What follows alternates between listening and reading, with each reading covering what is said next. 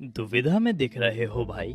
क्या बताऊं, एक तरफ मेरी फसल अच्छी दिख रही है और वहीं दूसरे खेत की फसल कुछ ज्यादा स्वस्थ नहीं लग रही।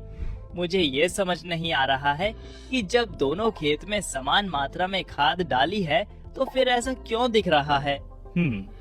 तुम्हारी समस्या समझ रहा हूँ, लेकिन इसके लिए तुम्हें फसल पोषण आवश्यकता के बारे में जानने की जरूरत है। जी डॉक्टर साहब, थोड़ा विस्तार में बताइए। आओ, सबसे पहले तुम्हें एक व्यवहारिक उदाहरण देता हूँ। अभी तुम अपने सामने दो ड्रम देख रहे हो, एक टूटा हुआ है और एक पूरी तरह से ठीक। मैं चाहूंगा कि तुम दोनों ड्रम में पानी डालो।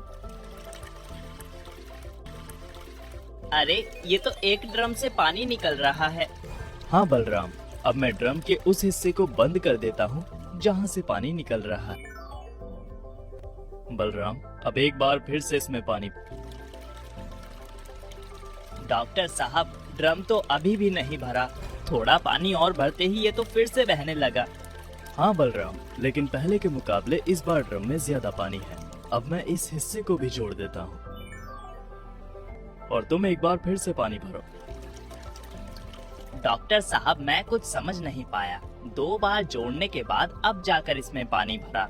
हाँ बलराम, आओ, अब मैं तुम्हें विस्तार से समझाता हूँ। इस टूटे हुए ड्रम को फसलों में डाले जाने वाले पोषक तत्व समझो और ड्रम में भरे हुए पानी को फसलों में होने वाली वृद्धि।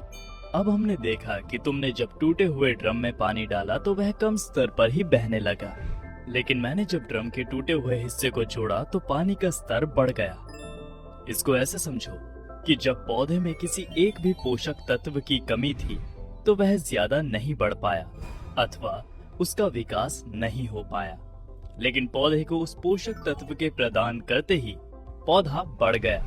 तो बलराम, इससे हमें ये समझ में आया कि अगर तुम्हारी फसल में एक भी पोषक तत्व की कमी रही तो उससे तुम्हारी फसल का विकास नहीं होगा, फिर चाहे तुम बाकी सभी पोषक तत्वों को कितना भी डाल लो। इसका मतलब मेरे दूसरे खेत में कुछ पोषक तत्वों की कमी है। अब तुम सही समझे, यानी किसी भी पौधे की एक समान वृद्धि उस पोषक तत्व पर भी निर्भर करती है जो न्यूनतम मात्रा में होता है। इस सिद्धांत को कृषि विज्ञान में लिबिक का न्यूनतम नियम भी कहा जाता है। तो डॉक्टर साहब, इसके लिए तो किसान को अपनी मिट्टी का समय समय पर परीक्षण करवाना चाहिए। तुमने बिल्कुल सही कहा बलराम। मिट्टी के रासायनिक परीक्षण से किसान को कई ऐसी जानकारी मिलती है जिससे किसान की लागत कम होने के साथ साथ उसकी फसल की गुणवत्ता एवं पैदावार दोनों बढ़ती है।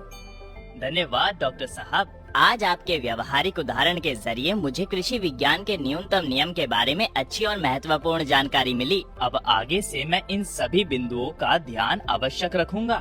जैसा कि मैं हमेशा कहता हूँ कि एक किसान को अपनी फसल के साथ साथ अपने खेत और मिट्टी की भी पूरी जानकारी होनी चाहिए और फसल के स्वास्थ्य के साथ साथ मिट्टी के स्वास्थ्य पर भी ध्यान देना आवश्यक है। मैं समझ गया, लेकिन अब मुझे जरा ये बताइए कि मैं अपने इस दूसरे खेत की फसल के लिए क्या कर सकता हूँ जिससे ये भी इस वाले खेत की तरह स्वस्थ हो जाए। सही खेती के लिए ऑर्गेनेक्स्ट का उत्पाद रत्ना जरूर डालें।